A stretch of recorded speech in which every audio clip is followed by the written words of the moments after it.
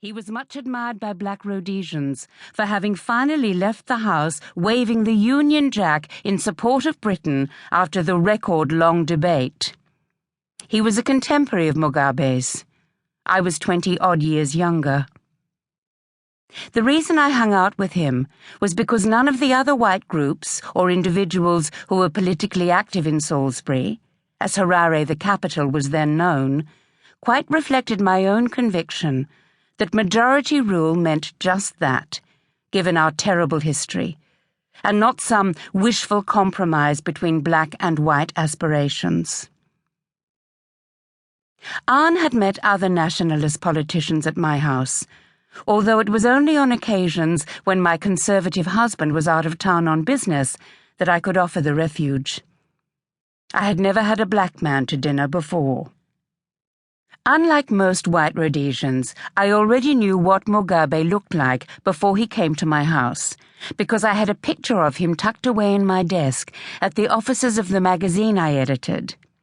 It had arrived unexpectedly in a pile of political profiles from a syndication agency in London.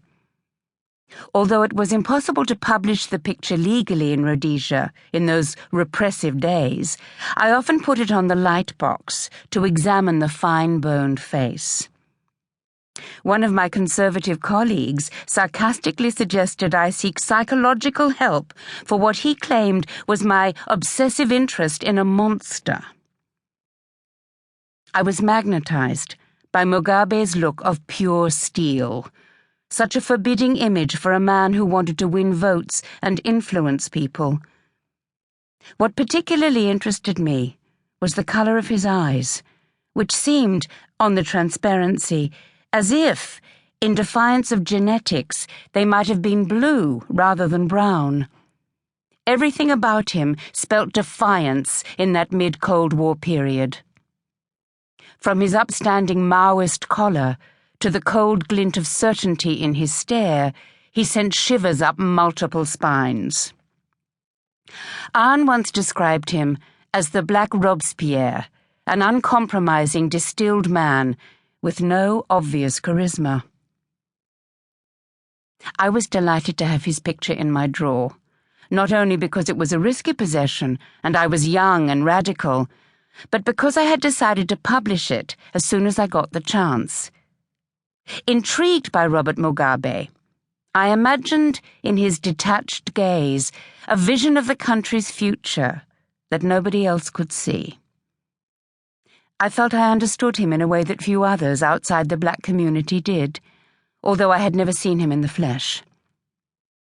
5 years later, again with Anne Pally, I watched him from 50 paces, the sole whites standing with an English priest in a large crowd that had gathered at a Catholic-run leadership training academy, Silvera House, to welcome Mugabe home from the Bush War, shortly before the elections that brought independence.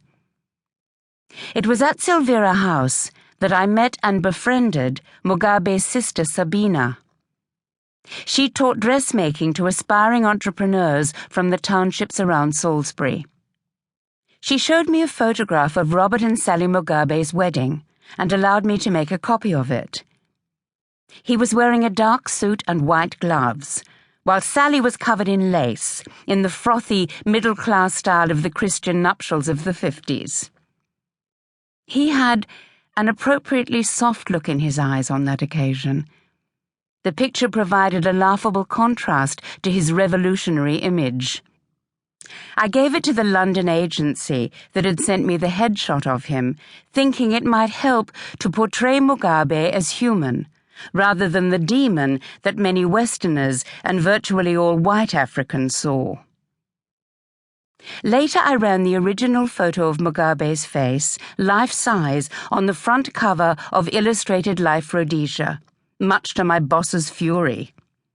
Apart from almost costing me my job, it resulted in the magazine being served with a banning order by a uniformed policeman. He strode into my office one morning after the offending issue had been on sale for a day or two. Explaining curtly that publication of Mugabe's image was in breach of censorship laws, he demanded that the magazine be withdrawn.